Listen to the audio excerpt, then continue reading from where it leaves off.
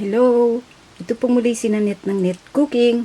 Kumusta na po kayo? Medyo matagal po tayong hindi nakagawa ng video.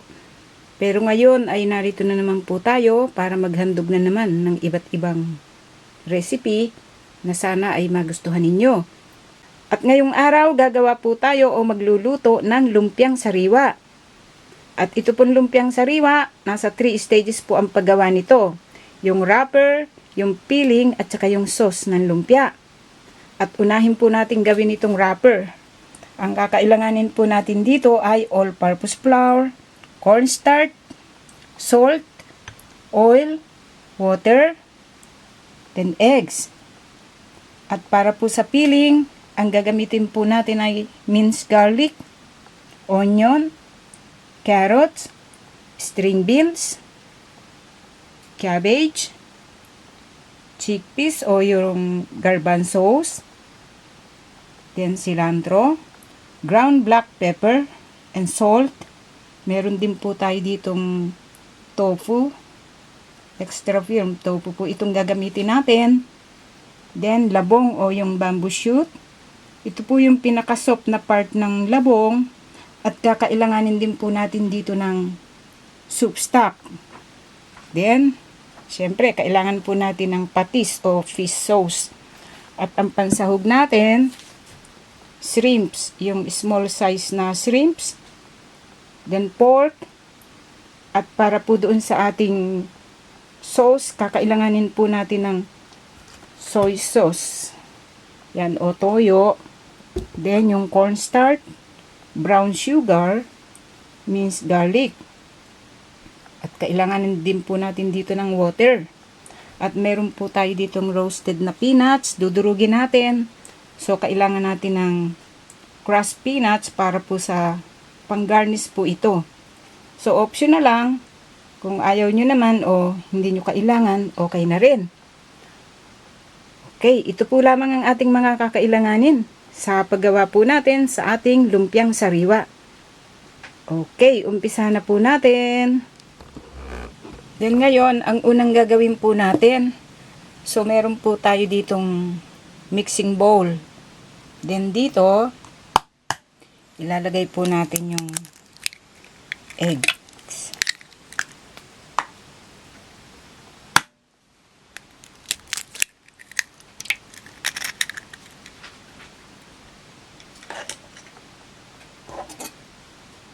Then i-beat natin.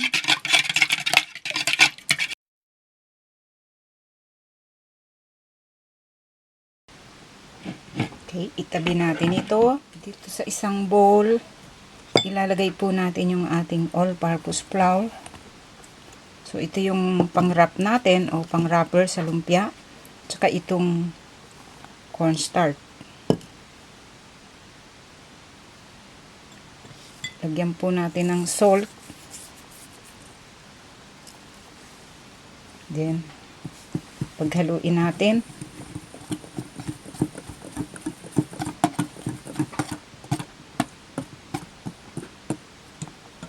Then dito lagay po natin yung water.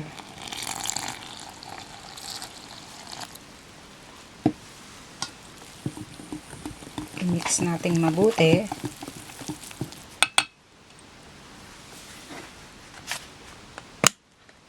Lagay na rin natin tong oil. 1 teaspoon of oil. Then itong eggs. 2 eggs po ito.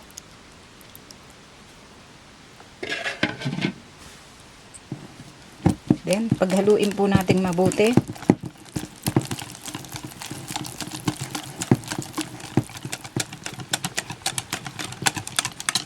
Haluin natin mabuti hanggang sa mawala yung pagka-buo-buo o yung pagka-lumpy niya.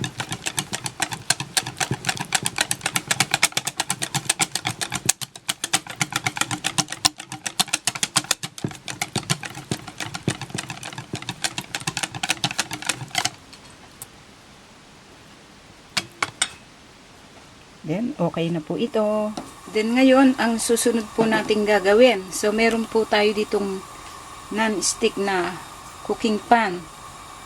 So, ito, irarab po natin ng oil. Then dito lalagyan po natin ng ating mixture, yung flour mixture. Kailangan before nating ilagay, hahaluin natin mabuti para mahalo yung nasa ilalim. Then kukuha tayo ng mga ganito, ang dami niya.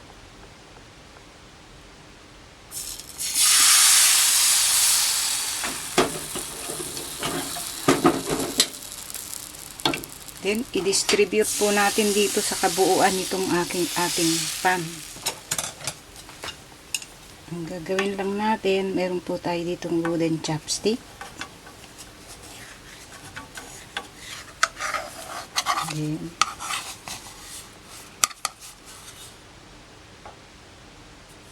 Then baligtarin natin.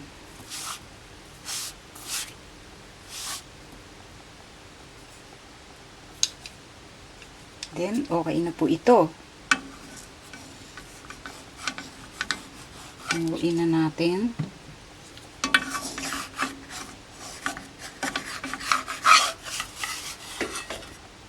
So, okay na po ito. So, ang gagawin natin, tatapusin lang natin lahat itong ating gagawing lumpia wrapper. So, narito na yung mga wrapper na nagawa natin. So, nakagawa po tayo ng 10 wrappers na mahigit. Siguro mga 12 pieces itong nagawa natin. Then, ang gagawin natin ngayon, gagawa tayo ng peeling o igigisa po natin yung mga vegetables. Then, ngayon, ang susunod po natin gagawin, so itong pork, lalagay po natin dito sa cooking pan. Lalagyan po natin ng water.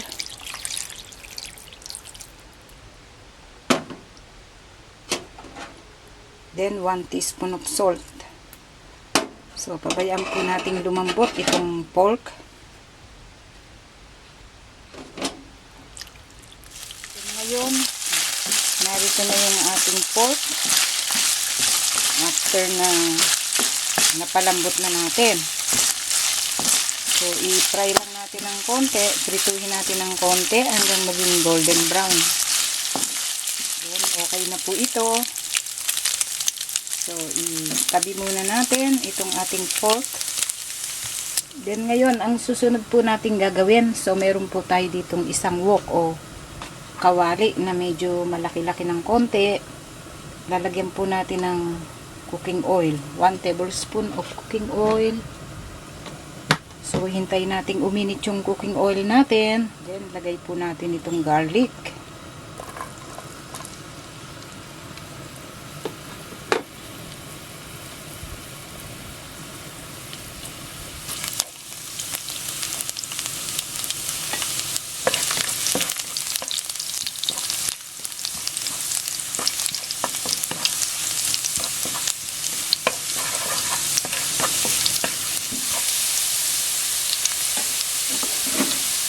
Sunod natin yung onion.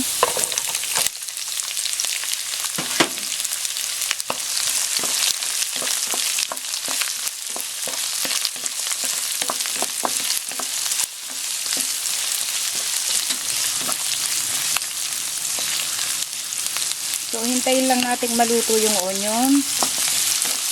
Then, dito,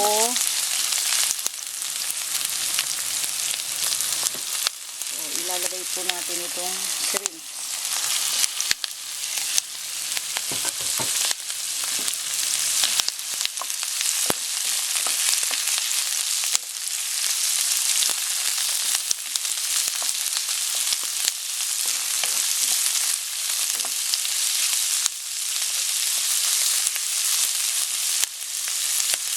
Ilagay natin yung ground black pepper. Okay.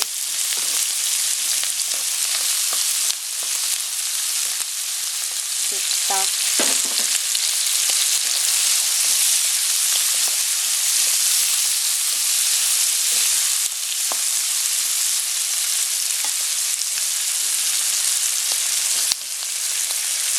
Then itong pork.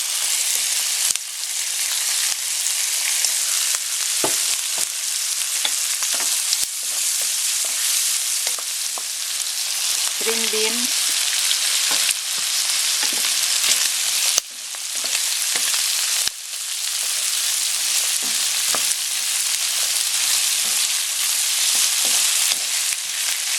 yung bamboo shoot,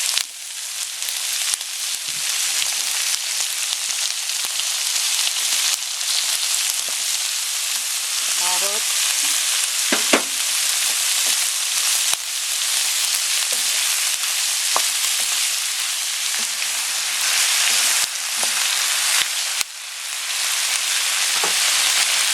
garbanzo. Lagay na rin natin yung cilantro. Ito po, lagyan natin ng fish sauce or patis.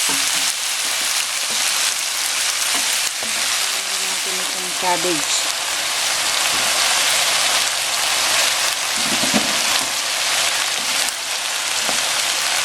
Haluin lang po natin mabuti.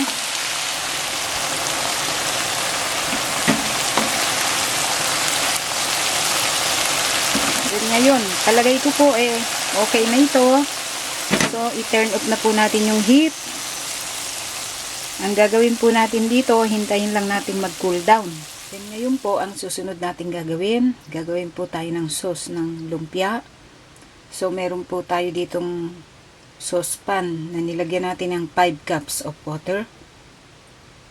Okay, hintayin po natin itong kumulo. Then, ngayong kumukulo na itong ating water, nilagyan po natin ng brown sugar.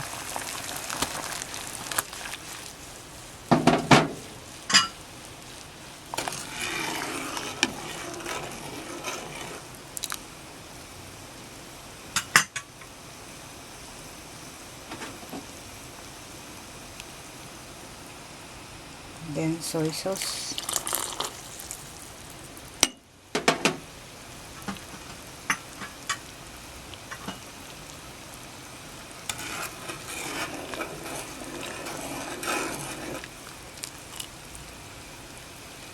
So, pabayaan nating matunaw yung sugar.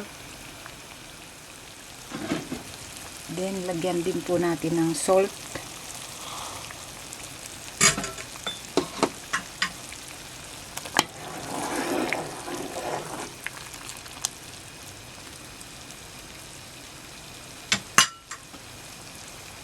Then, dito po, lalagyan natin ng cornstarch. So, papalaputin natin sa cornstarch. Kailangan lang itong cornstarch, tinunaw natin sa tubig.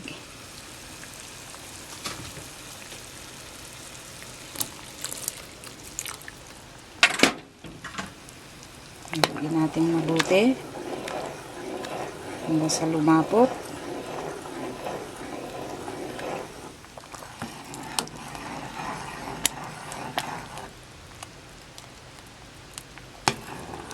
Then, nagtik na itong sauce natin.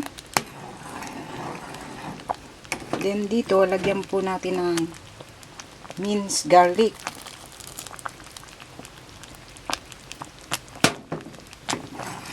So, haluin natin mabuti.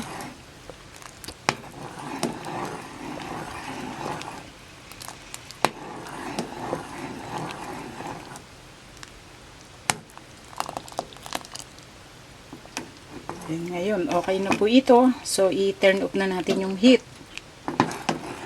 So, ito po yung sauce na gagamitin natin dun sa ating lumpiang sariwa. Okay. Then, ngayon, pagkatapos po nating makumpleto ang pagkakaluto natin dito sa ating lumpiang sariwa, ay irarap na po natin. So, narito yung ating palaman o yung filling para sa lumpia. Then, narito yung wrapper. Then, itong sauce. Gagamit din po tayo dito ng lettuce leaf o yung dahon ng lechugas. Meron tayo ditong dinurog na mani. At minced garlic. Then, ngayon, mag-start na tayong i-wrap yung lumpia natin.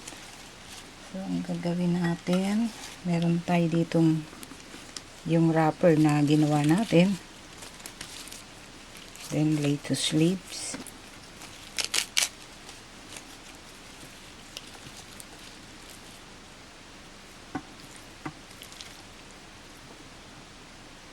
Then itong peeling.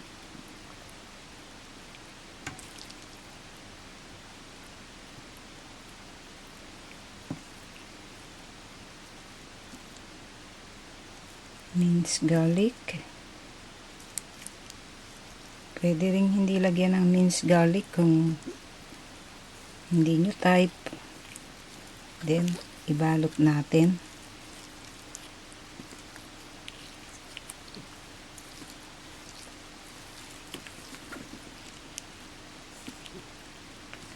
Yan. Kailangan medyo nakasobra dito sa itaas yung lettuce leaves.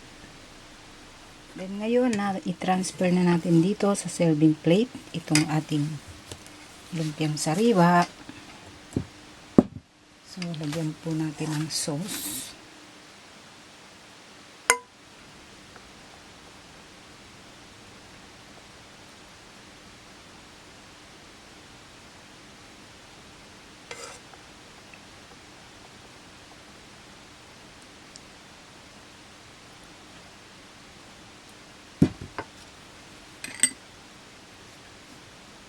Then peanuts.